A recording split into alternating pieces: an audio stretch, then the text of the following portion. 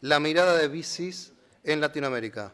Por favor, demos una cálida bienvenida a los panelistas Regina Zurutuza, Paloma Aparicio, Lorena Suárez, Rodrigo Villar y bueno, permanece como moderador Diego Noriega.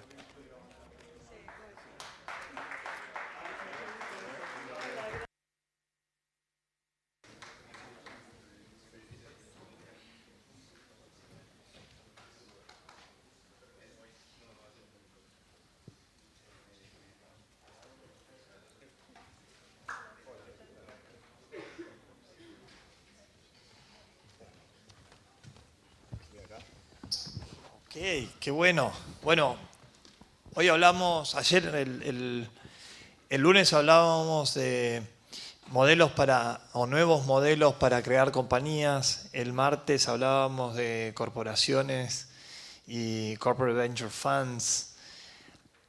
El miércoles hablábamos de smart money, de angel investors, entrando en todo este juego y el rol de las aceleradoras y de las incubadoras.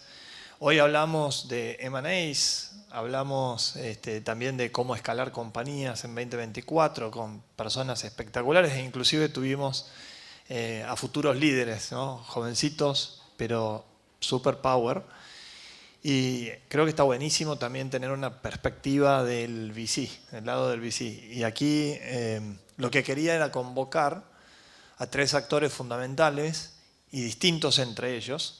Reggie, en primer lugar, de 500 Startups, que es súper reconocido a nivel global, pero también muy profundo su trayectoria en Latinoamérica. Así que encantado de tenerte, Reggie, que viene desde México, ¿no? Así que feliz de tenerte. Yo te voy a pedir que nos des tus perspectivas. Otro perfil totalmente diferente es el de Gastón Sellerstein, que está construyendo una startup escalable y que es VC backable, ha recibido inversión, ha sido invertido por YC también y está en ese proceso de construcción de un potencial unicornio, así que con mirada de Estados Unidos, a VC de Estados Unidos, a VC de México, a VC de Brasil y a VC de Argentina, así que seguramente te voy a estar preguntando sobre las diferencias y cómo desde el lado emprendedor se va construyendo una relación con VCs. Y por otro lado, con my friend Andreas, que viene de Tampa, en Florida, Estados Unidos, y le vamos a hacer intentar traducir su inglés y con mi Spanglish, y si no saltan y me ayudan, que tiene Tampa Ventures, así que thank you very much for coming and taking this as a great way to share your experience and why especially you're investing in out of the US and the opportunities that you see in Latam. Thank you for coming. Reggie, me encantaría empezar con vos. ¿Nos puedes contar un poquito de vos y de 500? Sí, claro. Gracias por la invitación y gracias a los que quedan todavía después de una larga semana y súper interesante el último panel. Yo soy Regina Zurutuza, soy socia en 500 Global. Somos un fondo de Venture Capital en etapa temprana que invertimos en todo el mundo. Yo soy parte del equipo de Latinoamérica. En Latinoamérica llevamos un poco más de 10 años invirtiendo en la región. Estamos muy enfocados en el early stage, es el pre-seed, algo de seed, pero sí nos gusta meternos súper temprano en la compañía y realmente convertirnos en los mejores socios que podamos ser en etapa temprana y ayudar a construir compañías y startups legendarias. Mi background un poco es más del lado operador. Yo estuve 3 años empezando y escalando una startup de energía solar que se llama Bright. Y realmente a mí me encanta definirme como una gran COO porque me encanta estar como un poco más detrás de bambalinas asegurándome que todo funcione. Y un poco eso hago con 500.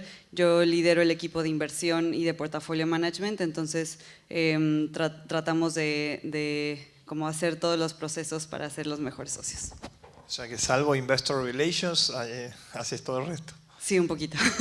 Ahorita sí. Genial. Y vamos a entrar en el doble clic de lo que implica estar en el lado del proceso de toma de decisiones del inversor y también si nos puedes dar transparencia acerca de qué ven, qué no ven, en dónde empiezan a oler sangre y todo lo demás. Seguro. Dale. Gastoncito, ¿podrías comentar un poco de vos y de Alefi? Puedo. Y el proceso de levantamiento de capital, por supuesto. Dale, gracias a todos por estar aquí y gracias por invitarme. Hemos hablado mucho de esto, pero bueno, yo venía de venta de software, de tener durante 12 años una software factory que fue socio negocio de Microsoft con proyectos para América Latina, y crear un producto tenía otra forma de encarar un negocio. Creo que con el tiempo fui aprendiendo los diferentes estadios y momentos en donde uno tiene que hacer cosas primero para que crezca el negocio y después para atraer inversores y quizás al inicio todo eso se entremezcla, ¿no? Uno se vuelve loco tratando de buscar dinero mientras trata de probar un producto en el mercado y que lo usen los clientes. Al fin y al cabo, lo único que interesa es que el producto resuelva un problema y que lo compren. Con lo cual mi obsesión siempre fue por tener clientes y por tener un buen producto y sigo así. Y después respecto a... Cuando creamos la empresa, también ya venía de tener algo, con lo cual intenté crear productos muchas veces, nunca me fue bien, lo vendía en 2, 3 lugares y nunca hacía un plan para venderlo en 50 clientes y no me salía. Y además porque no compraban productos SaaS, era todo más deployment y entregabas el source code, el código fuente. Y en este caso, como que decidimos atacar una problemática y tener de aliado a una gran empresa que nos pueda ayudar a desarrollar el mercado desde los inicios. Y bueno, estamos en el e-commerce, es una plataforma para marcas, fabricantes y revendedores para hacer gestión de abastecimiento y de venta online de autopartes.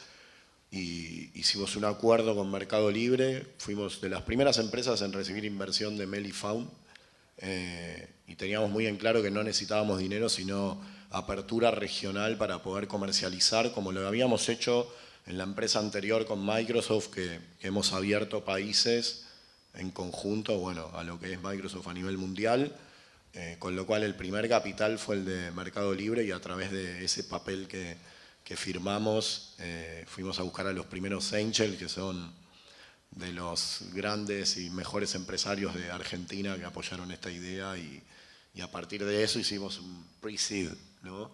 Y con eso salimos a probar la tesis y a crear la primera solución, que era horrible, pero bueno, después buscas más dinero para mejorarla. Así empezó la historia. Vale, genial, gracias.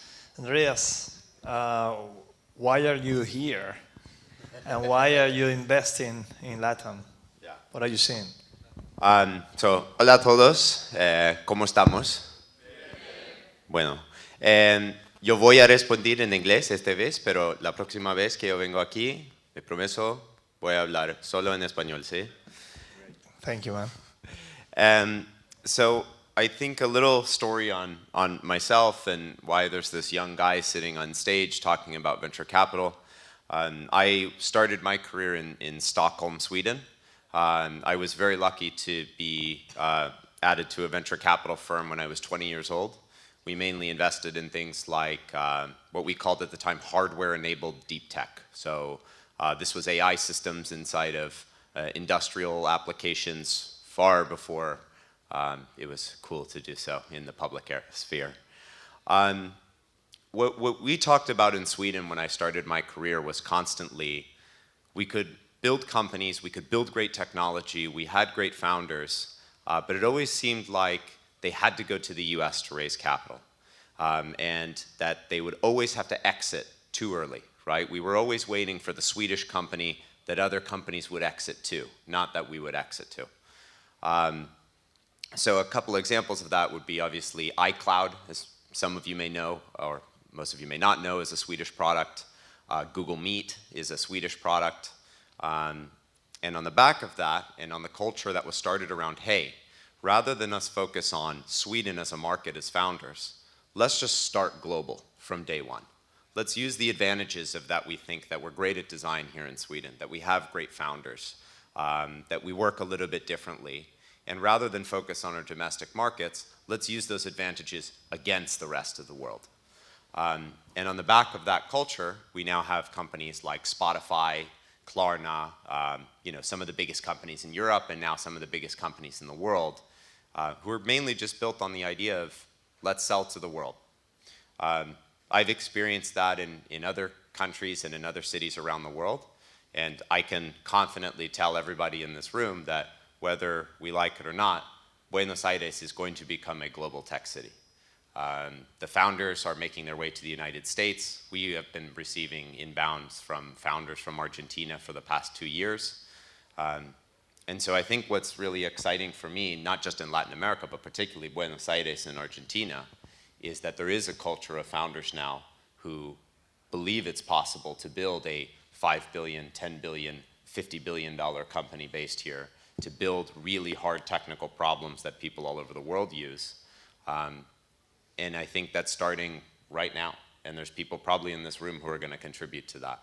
So for us, we wanted to start to extend our reach here and just say hi to everyone and say we're here.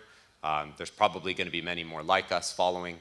We're open to ideas, and I think the U.S. now is the home and the hub for where Latin American founders can come and really scale their businesses to their heights. So that's why Could I'm you here. tell a little bit about your thesis? Sure. So our thesis is maybe a little different than what you might expect. We don't really believe in thematic investing, aka saying this part of technology is probably going to beat these other ones. I think that's too hard to get right, especially when we're investing as early as we do in some cases, which is 2 people in a slide deck.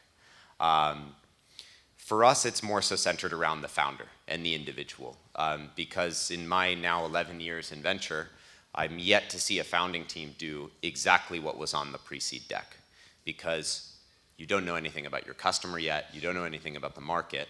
Mainly what you need to do is just build things, throw them out, get data, test, and change. And what is at the center of all that change is the founders. The founders are the ones who are observing how people use their product. The founders are the ones having conversations with other founders on what's working in their markets, with investors. And so you're really dependent upon that founder. And they really need to be special to build something incredibly big. So for us, we try and take the principles of finding out what we believe very exceptional founders are working on, and then we work backwards to see if their business aligns with the way we see the world. Increíble. Gracias. Muchas gracias, Andreas. Andreas Calabrese, por Sì. ahí todo en Tampa. I'm not only Italian, I'm perfect too. Reggie, tuve un perfil parecido al tuyo, perfil griego, no mentira, el perfil de estar en un fondo en la parte más operativa, y lo disfruté muchísimo. Creo que es el mejor lugar para estar, así que te felicito. Pero contá un poco de las entrañas de 500 Startups y cómo es ese proceso de decisión de inversión. Sí, yo también disfruto muchísimo estar atrás. Soy muy nerd yo, pero lo mejor que me puede pasar es hacer un flowchart y que todo funcione perfecto. Y así procesos. Se ve en tus sonrisas. Sí, sí, sí. No, a ver, creo que yo sí los separaría un poquito como de lo que pasa en el proceso de selección y de decisión de un fondo y de cómo trabaja realmente el fondo y los socios y los inversionistas con los founders y con la compañía. Nosotros, llevamos ya un rato haciendo esto y mucho de lo que nos enfocamos también es en el equipo fundador, en las y los founders que están haciendo esto, más que, o sea, nos gusta mucho entender la capacidad de ejecución de los emprendedores. Y no recuerdo quién era exactamente en alguno de los paneles anteriores que decían que muchas veces un inversionista quiere ver progreso y no importa si llegas un día y vendes 10 y no te aceptan o no invierten en ti, pero si muestras esa capacidad de ejecución y un mes después vendes 100 o 15, ¿no? Ni siquiera, o sea, como que avance, realmente se puede ver ese progreso y nosotros valoramos muchísimo eso. Nuestro proceso de selección es bastante estandarizado y con una razón muy clara, que es que queremos democratizar el acceso al capital. Creemos que no solamente en Latinoamérica, sino en el mundo entero, mucho del acceso al capital se da por conexiones y por en qué círculo naciste, y realmente nosotros queremos romper un poco eso y cualquiera puede aplicar a 500 a través de nuestra página, llenar nuestra aplicación, hablar con nuestro equipo. ¿Es bullshit o realmente sucede? No, es real. Cualquiera puede aplicar ahora, en este momento. ¿Y tienen la misma chance de ser seleccionada Sí, que un hijo de? Si son grandes founders, sí. Muchas veces ni nos enteramos de que son hijos de en ese momento. Y una forma que me gusta mucho explicar a qué me refiero con esta capacidad de ejecución es no es justo evaluar a un founder que hizo un internship en Sequoia, hizo MBA en Stanford, tiene acceso a capital de family offices infinito y llega contigo con un e-commerce en Shopify y dices como que está bien, ¿qué hiciste con el acceso a los recursos que tuviste?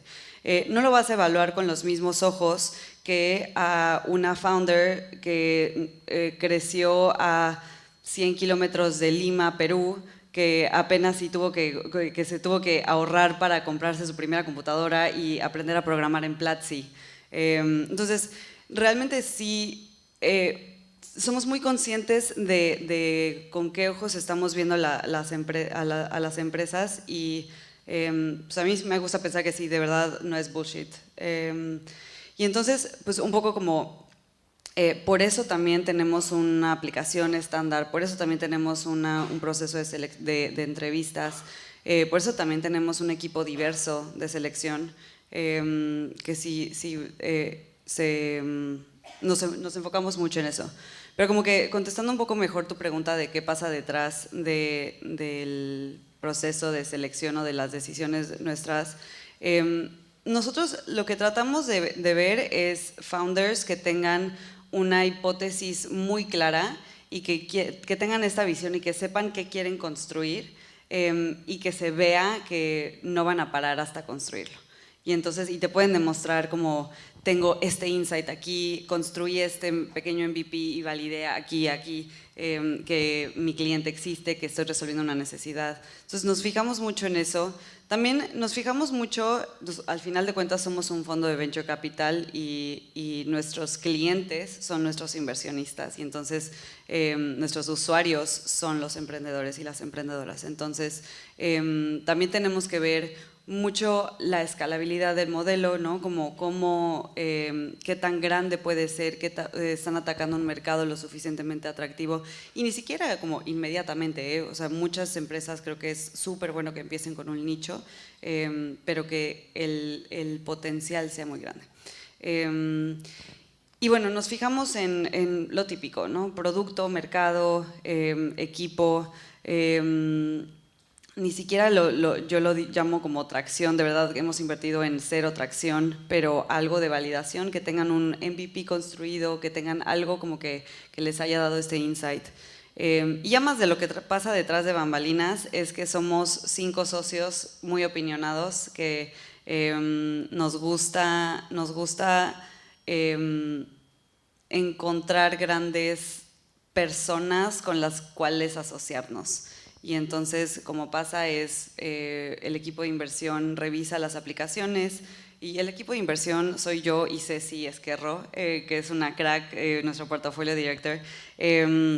Y nosotros revisamos las aplicaciones, revisamos todas las aplicaciones, nos apalancamos mucho de tecnología para poder leer tantas aplicaciones, pero leemos todas las empresas que aplican, hacemos una primera entrevista, de ahí hacemos una siguiente entrevista con alguno de los socios, eso lo llevamos a comité, en comité discutimos la compañía, hablamos del potencial y definimos si queremos o no seguir adelante, hacemos un pequeño due diligence, un pequeño memo para acabar de aclarar como las dudas que surgieron a raíz del comité y de ahí le comunicamos a la emprendedora que vamos a invertir.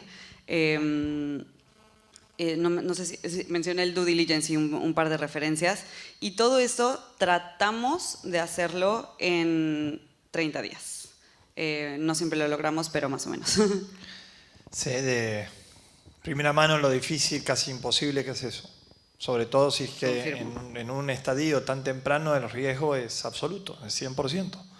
Y no hay tanta validación en la cual o números o tracción en la cual te puedas apalancar para tomar decisiones. Si vos estás cuidando el capital de tus inversionistas, que son tus clientes, y eso los emprendedores no lo saben, no lo sabemos tan bien. Sí. Tenemos que dominarlo. Después vamos a contar un poquito más de DoubleClick con algunas cosas específicas, sobre todo de el feedback que le dan, si es... cómo es, mejor dicho, y después de que deciden sí invertir, cómo es el acompañamiento que le brindan. Si no me llevo a acordar la pregunta, contesta eso directamente. Lo más probable es que no me acuerde. Gastón, todo espectacular, ¿no? Hacer tu producto, que se llamaba Aleph, avanzar, hacer un deal con Mercado Libre, después conseguir inversión, ser una YC company. ¿Podrías resumir en 3 minutos esa experiencia, ese camino que has hecho en 3 minutos? Contando también los cambios de contexto en el medio y las que te tuviste que comer.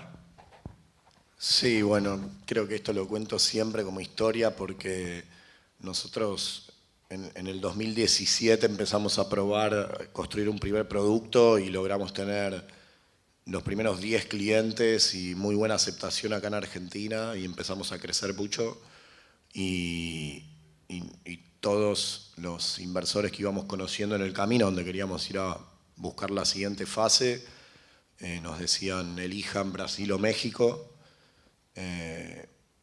y la verdad que la primera decisión que tomamos fue si conquistamos Brasil podemos ir a trabajar a cualquier país del mundo y si no, bueno, que se termine todo, probaremos a hacer otra cosa. Y en el 2018 me fui a San Pablo, estuve 2 años, conocí un poco la diferencia entre los VCs de Brasil. Con una mujer, 3 hijas. Con una mujer y 2 en ese momento, ahora tengo 3.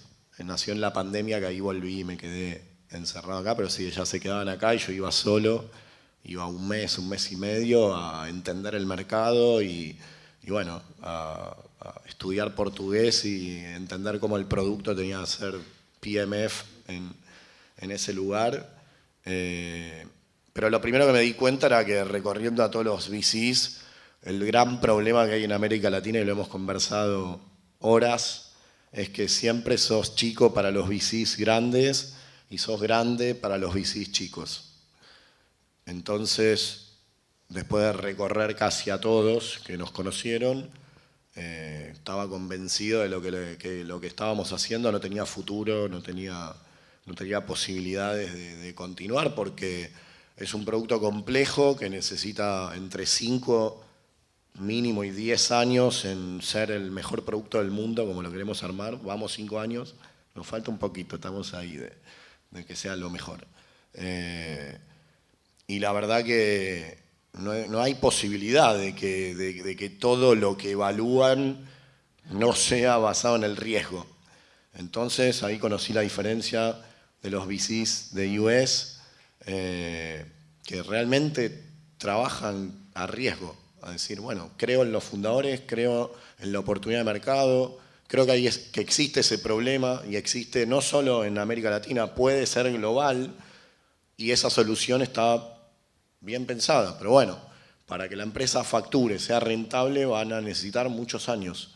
Y son muy pocos. Entonces, después de recorrer a todos y hablar con mucho tiempo y estar en una psicosis de la cual tenía que salir, aplicamos a Y Combinator, late stage, porque ya estábamos pasados, digamos, de pre-seed, y afortunadamente un llamado de Michael Siebel nos dio la bienvenida y bueno, hicimos una seed round donde capturamos fondos directamente de, bueno, los top 3 mejores fondos de Estados Unidos de seed, de ese momento, 2021, donde también era épocas de gloria, mucho capital, increíble. Y de hecho yo estaba mal porque decía, ¿por qué no digo que está basado en blockchain? No tengo nada de cripto, no tokenizamos nada y esto no sirve para nada. Digo, ¿no tengo que agregar algo de eso? Están todos levantando 10, 20 palos. Y nosotros, bueno, hicimos una linda ronda y ahí volvimos. Y bueno, hoy la plataforma es líder del sector automotriz, automotive aftermarket, como se dice, automotriz autopartista. Y nuestro principal mercado es Brasil, ya casi un 60% de nuestro negocio, con un esfuerzo tremendo de ir a buscar clientes, de implementar, de desarrollar productos, de hacer relaciones con inversores, de leer, como dijo acá los muchachos, los abogados, de leer las letras chicas de todos los que nos mandaban algo, y todo ese camino es increíble, es algo que día a día duele, que hay que aprenderlo, que hay que recorrerlo, pero lo tomamos muy contentos y llegamos hasta acá. Y lo próximo ojalá sea construir la Series A, que creemos que estamos ahí con buenos unit economics y con una historia de no haber muerto y no haber cerrado después de nada, de la ausencia de capital que es duro porque a mí me gustaría que así como dicen, confiamos en los founders y esto, mi sensación es que el gap y la diferencia que hay del VC worldwide, global, de Estados Unidos, de Europa, versus el de América Latina, no lográs comprender realmente qué es lo que necesitan ver. Cuando yo decía, tengo presencia en Brasil, México, Argentina, local, clientes remotos en Uruguay, Chile, Colombia, Perú, este año abrimos Ecuador, más de 300 marcas confían en nosotros, 50.000 revendedores, 3 millones de productos catalogados, se venden más de 300 millones de dólares utilizando nuestro software. No entendía qué más tenemos que hacer para poder continuar hacia lo siguiente, ¿no? Que uno dice, con mayor capital realmente podemos armar algo global. Pero bueno, creo que también es un proceso que hay que pasarlo y entender que son etapas y momentos. Gastón es uno, como inversor, es uno de los founders favoritos o tiene mucho de los ingredientes que tienen que tener los equipos porque son obsesivos en la conexión con el mercado. Se incomodan como se incomodó se inmoló este señor al irse a Brasil con 2 hijas y una tercera en camino a empezar a aprender a hablar portugués, ¿no? Y caminar la calle y tocar todas las puertas y comerse 1000 piñas. Pero esa resiliencia también marca para mí lo que es el gran diferencial. Cuando un founder o con un grupo de founders, porque eso también es otro diferencial, Javi y Johnny, cómo te complementan, es totalmente increíble. Un tecnológico de la hostia y un financiero que es un privilegio que exista en una empresa pre-Series A.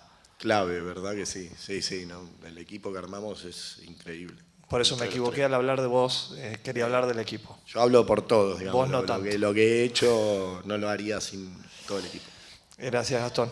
¿Puedo notar algo Porfa. rapidísimo? Porfa. Algo que me llamó mucho la atención, que quiero como destacar, es que también la obsesión por lo importante que son los clientes y los usuarios y resolverles un problema. No las como vanity metrics o las rondas o el capital o como todo, sino realmente obsesionarte con por el problema y por resolverle. Yo destaco mucho eso de lo que acabas de decir. De eso tengo algo para agregar, que a veces cuando comenzás a pitchear a VCs, primero vas todo, ¿no? Digamos, encima si era pandemia, remoto, íbamos todos por Zoom, hi, how are you, y el pitch a todos uno por uno, creyendo que, bueno, señor, ayúdenos. Y con el tiempo me daba cuenta de, what do you know about the automotive aftermarket industry? Nada. Ah, no, entonces, no sé, te mando una propuesta si querés y con un primer dinero te enseño sobre este sector. Porque hace 4 años que estoy caminando la calle y si no lo conoces, probablemente no sea parte de la tesis de ese fondo. Entonces, con el tiempo también te quedás con los VCs que realmente entienden el problema, entienden el mercado, entienden la oportunidad y las conversaciones son buenísimas. Y no son muchos, son los que tienen tesis por verticales Y quizás. con ellos construyes relación, como hablábamos Exacto, antes exacto. en la de M&A. Genial, Gastón. Andreas, you're saying that Buenos Aires and Argentina is probably one of the next capital technological capitals of because of the talent. And I want to ask your colleagues from the US. Usually think that we are far away, that we are too risky, and probably that if they invest, they will do it with a penalty because of the risk that they are taking. What are you seeing? Why you are not doing that, and why is your first preference to not to invest in companies that are a few miles away from your home? Yeah, I mean, I think it's certainly a great question. You know, when we were raising our fund 3 years ago, it's obviously not to the same degree, but when we were going to our limited partners, they said, Tampa, you can't build a venture fund in Tampa, right? And I had just moved from Sweden, hearing this again, so okay, well, let's just do this again. It's gonna take a long time, and then we'll have some exits, and then the companies will be built, and then all of a sudden, it makes perfect sense. You know, I think what is the core of being a good venture capitalist is being able to see the unobvious. And it's not necessarily just from seeing it from some magic force, but getting involved and thinking very differently. And so we as a firm, I think, started in everything that we do is maybe slightly different from the way most American venture funds are built. My other three partners were all operators and don't necessarily come from the venture world. One of them bootstrapped his own company and sold it for a little north of 100 million, building some very technical challenges. So, you know, they'd built, we kind of built stuff outside of what you consider the general venture ecosystem. So parts of our kind of ethos is, one, transparency, and that's where kind of some of the comments that Regina was making and the work that 500 Startups and Y Combinator has done to make the process much more transparent for founders is very interesting for us. So we're working on some tools to where founders will be able to simply drop in their decks, their metrics, and instantly they'll basically get a percentage chance on if they're a good fit for us. There's another firm in Florida, Correlation Ventures, who's kind of pioneered this kind of thinking. But I mean, for us, it's really about why would Tampa be a very good hub to land as a company in the U.S. And you know, it's a very different world now in the United States. I mean, some of you may have seen that a new stock market just raised some capital this week to be launched in Texas to challenge the NYSE and the NASDAQ.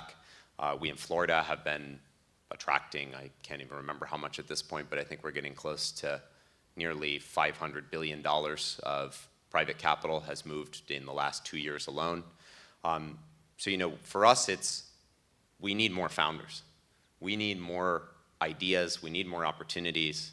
And so coming down to Buenos Aires and really understanding that this ecosystem is actually slightly more mature from a founder development perspective because of how much more challenging it is to raise capital here.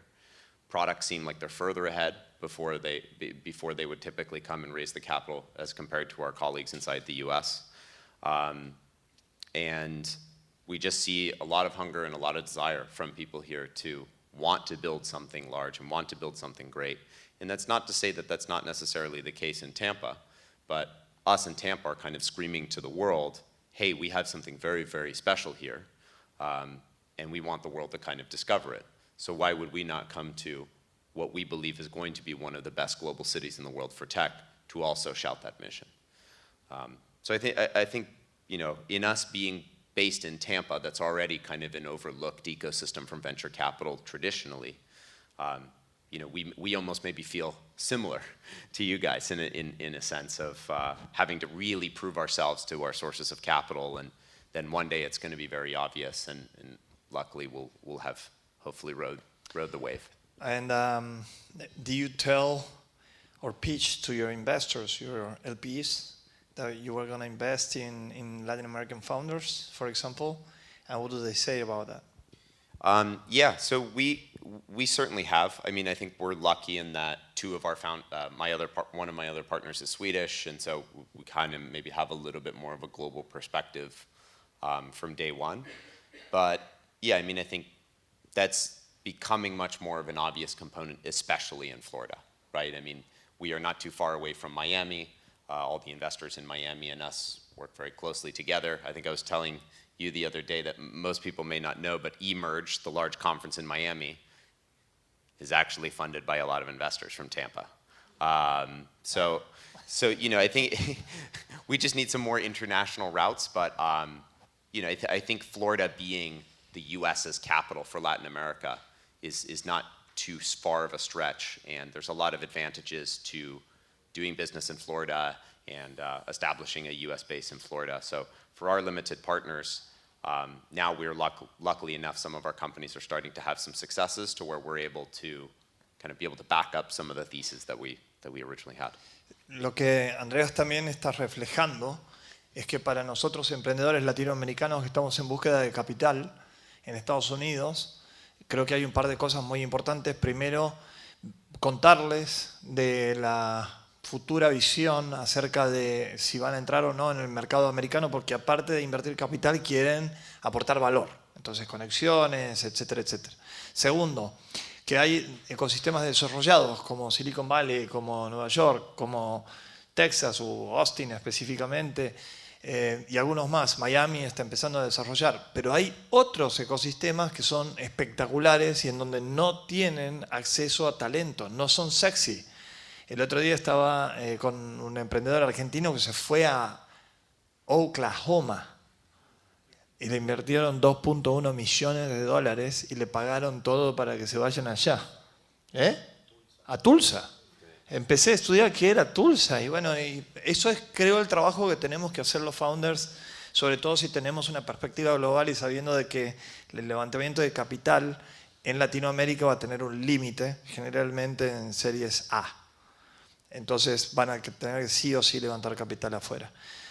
Regi, tenemos que ir cerrando. Me encantaría platicarte horas y escucharte, pero contanos un poquito de tus aprendizajes en ese proceso de inversión.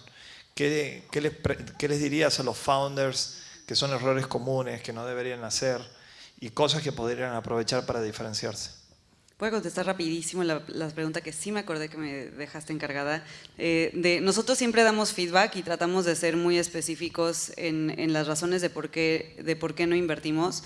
En la primera etapa tratamos más bien tenemos que ser un poquito más generales, pero siempre damos esa retroalimentación. Si hablan con nosotros, siempre les damos por lo menos un párrafo de por qué, o sea, de qué pasó en nuestro proceso. Y normalmente, o sea, y muchas veces eso es muy específico a sus compañías en particular. Ya no me va a dar tiempo de contar de cómo trabajamos con las compañías, pero es muy de la mano, trabajamos de forma muy personalizada y de verdad nos ensuciamos las manos. Literal, nuestra meta es ser el mejor inversionista que pueden tener las y los emprendedores en etapa temprana, y de verdad queremos ser sus socios y todo lo que engloba esa palabra de ser sus socios. Pero respondiendo un poco más a la segunda pregunta de errores comunes o tips, yo normalmente sobre todo en etapa temprana, creo que si ya vas más hacia las serie A, series B, se vuelve un negocio financiero y tienes que saber mucho tus métricas y tienes que poder demostrar esa solidez como negocio. Pero en etapa temprana, creo que algo que es muy fácil que se nos olvide es que es un negocio de personas y te vas a asociar con alguien, y los inversionistas normalmente también estamos buscando asociarnos con alguien que tenga una visión, que tenga una capacidad de ejecución, que vaya a construir algo muy grande. Y entonces mi mayor recomendación es traten de conectar con la persona con la que están hablando cuando están haciendo un pitch, cuando están tratando de llegar a un fondo, de llegar a un ángel. Es no verlos como un fondo o como un ángel, sino es verlos como Diego, que le encanta trabajar con empresas y ayudarlos a construir empresas increíbles, y ver como, ¿cómo conecto con esa persona? Esa empatía en el proceso de fundraising es increíblemente valiosa. Otra cosa es que no, y suena muy obvio, pero de verdad no mientan. Y yo entiendo que muchas veces no se sabe la respuesta, ¿no? O sea, creo que es mucho más valioso decir, ¿sabes qué? Reshi, si son argentinos, Reshi, ¿sabes qué? No sé esta respuesta, pero yo creo que va por aquí, por aquí, por acá, porque llevo 4 años caminando este camino y viendo este mercado, y digo, no tengo la respuesta, porque si la tuviera no estaría hablando contigo, ya estaría como en otro estadio, pero yo creo que va por acá o por allá. Esa respuesta es mucho más valiosa que sacarte de la manga una respuesta totalmente inventada. Porque además también nosotros hablamos con un montón de empresas, y entonces como que te generes esa sensibilidad muy rápido, de verdad, más rápido de lo que creen. Con las miradas. No, rapidísimo. O sea, ni siquiera con la mirada, con el body language o algo. Al final, los seres humanos tomamos data y tomamos información de las interacciones con las otras personas, y nuestro día como inversionistas, por lo menos como fondos, o sea, mi día está casi 100% les diría que por lo menos 60% de mi semana implica hablar con founders. He generado ese filtro muy bueno. Entonces, no, de verdad es mucho mejor ser abiertos con lo que saben que con lo que no saben. Y la otra es, y esta sí va creo que con un enfoque un poco más de género que yo no puedo dejar de mencionar, y es como específicamente a las emprendedoras: no se vendan menos. De verdad que muchos de los inversionistas, sobre todo si están levantando de venture capital, queremos escuchar esa visión ambiciosa, queremos escucharlas que quieren construir el siguiente unicornio, que quieren construir una empresa que derrumbe a los dinosaurios, y venderse menos y como que tratar de ser más conservadores no les puede llevar muy lejos, pero de verdad que no se vendan como menos de lo que son, porque muchas veces esa visión existe y esa capacidad existe, solo es cosa de transmitirla. Muchas gracias, Reggie, por traer de nuevo el tema mujeres emprendiendo y levantando capital y construyendo compañías gigantes, y también por traer el tema de la transparencia, que es vital para que haya más confianza en todo el ecosistema. Gastón, como para cerrar, tienes una compañía que ha tenido que pivotear en varios sentidos, pero sobre todo de convertir una compañía que necesitaba crecer, sin importar el costo, a que sea profitable de un día para otro por el cambio de contexto. ¿Qué recomendaciones das a los founders habiendo aprendido, habiendo pasado por ese proceso de aprendizaje? Sí, es difícil recomendar una sola cosa, porque es como un ecualizador de 300.000 palancas que tenés que ir moviendo todos los días. Lo primero, como les decía, obsesión por el problema, la solución y el cliente. El cliente es la empresa que tiene que confiar y pagarte. Y eso es el mejor capital que puede ingresar una empresa, un cliente pagando por algo que necesita. si no está pagando o no quiere pagar mucho más, hay un, no sé, broken business model. Es como algo hay que revisar. Porque un error común es, los primeros 3 les doy esto para que lo prueben y voy armando el producto y eso no lleva a ningún lado. No es consistente, no se puede sostener. Con lo cual, trabajar con el cliente, vender muy bien la idea, el producto, conocer mucho el mercado y la problemática. Porque una de las cosas, no sé si Reggie lo ve eso, pero hay muchos que me preguntan qué les parece, o me llaman para preguntar algo, y ponen la solución por encima del problema. Voy a armar esto porque a todo el mundo le va a gustar, ¿no? Y esto para mí es una buena idea. El problema adelante y después por otro lado, cuidar mucho el dinero, mucho. Pensar 10 veces en dónde pongo $1, qué es lo que vuelve. Quizás en los inicios no es tan fácil hacerlo porque yo decía, me tengo que ir de viaje a visitar estas 10 empresas y no me compraba ninguno y gastaba un montón y volví y decía, hago 2 viajes más y me matan mis socios primero y después me fundo. Con lo cual elegir muy bien y creo que con el tiempo, como dices, uno arma mejores los unit economics, el análisis de números, de inversión y armar un pequeño business plan para cada decisión que se toma. Sea, voy a contratar un developer que va a desarrollar esta solución, bueno, ¿qué es lo que trae? ¿Trae una licencia que se vende de tal modo o trae un servicio que lo agrego, que se paga por implementar una sola vez? Pero tratar de buscarle todo el tiempo el business plan, el business model a cualquier decisión y debatirlo mucho en el poco tiempo que hay, porque hay días que tenemos que tomar una decisión en 2 horas y bueno, te invito un día a la oficina que veas lo que son esas reuniones porque faltan guantes de box, nada más. ¿Se acuerdan que hoy dije que no hubiera invertido en ninguna de las 64 startups? Alefi era una de ellas, ni tampoco en los 15 que invertí como ángel. En este emprendedor sí invertiría ahora, con todo lo que ha contado. Gracias, y Dito, con te todo quiero. pero es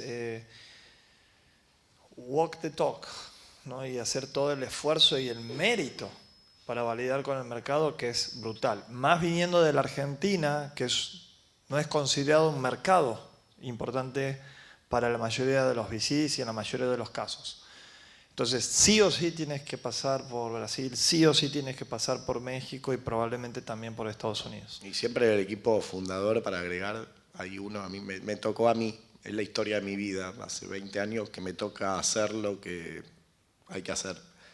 Y es difícil, son decisiones complejas, que a veces incluso estoy haciendo cosas que no entiende nadie, ni mis socios entienden por qué las estoy haciendo, y después de un tiempo se ven los resultados, y también hay que lidiar con eso, pero creo que eso es lo más importante. Cuando estaba yendo a Brasil el primer viaje, nuestro primer angel estaba loco porque decía, me va a patinar el dinero que le estoy dando. No conozco ningún argentino que haya triunfado ahí. Y yo me subí al avión y dije, me va a matar. No tenía posibilidad de triunfar porque la verdad que no encontraba casos, incluso Mercado Libre, bueno, Marcos Galperín tuvo un gran socio brasilero como Estelio que... Podremos hablar horas acerca de Palabras cómo expandir mayor. a Brasil, México, etcétera, y cómo se logra ser número 1 en Argentina, Brasil y México. Gracias, Gastoncito. Gracias. Andreas, just to finish with you very shortly, what are your recommendations to get funded as an entrepreneur?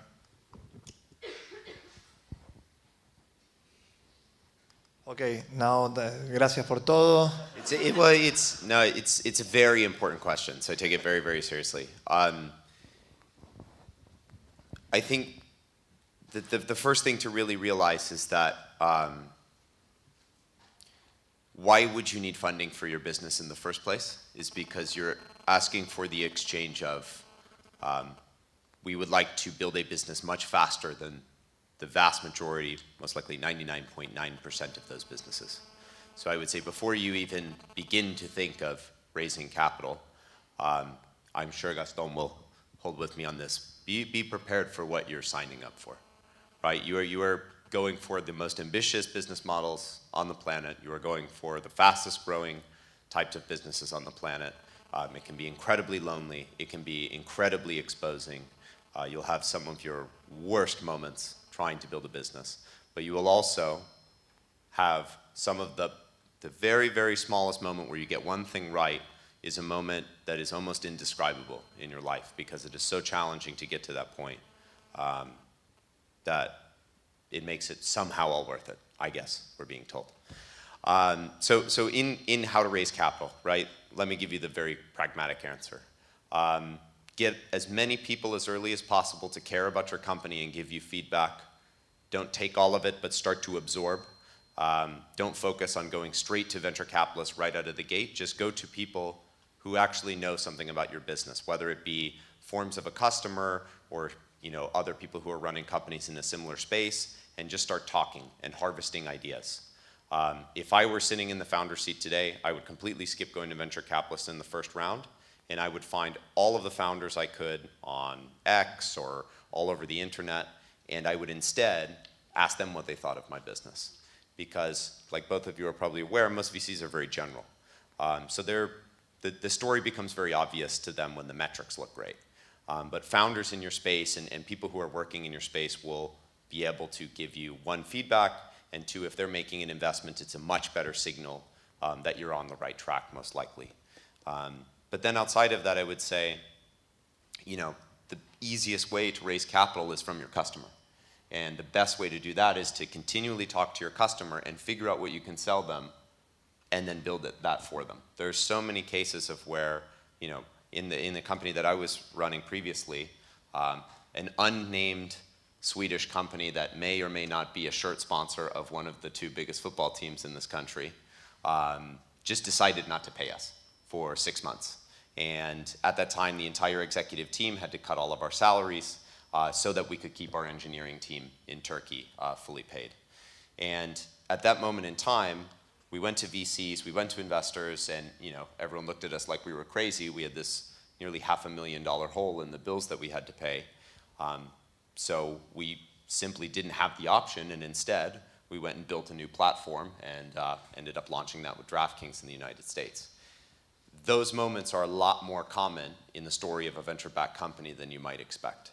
So kind of going back to the original point, what I would say is before I even start thinking of raising money, I'm going to go and make sure that my idea is stress tested and makes sense to people who are in the field today running companies similar to mine.